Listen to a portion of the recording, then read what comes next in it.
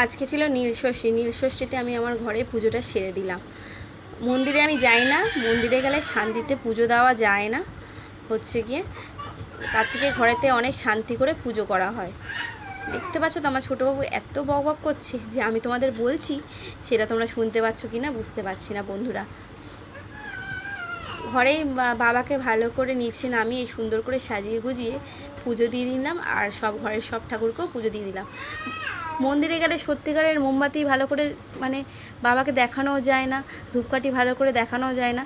2-3 বছর গেছি মন্দিরে, তো দেখেছি খুবই কষ্ট হয়, বাবাকে ভালোভাবে শান্তিভাবে পুজো দেওয়া যায় না। ছোটোবাবু দেখছে আমি কি করছি, আমি বাবাকে ওই জন্য ঘরে সেখান থেকে পুজো দিই, মন্দিরে আর যাই না। আর বাবা তো সব জায়গায় আছে, মন্দিরে যেমন আছে আমার ঘরেও সেরকম আছে।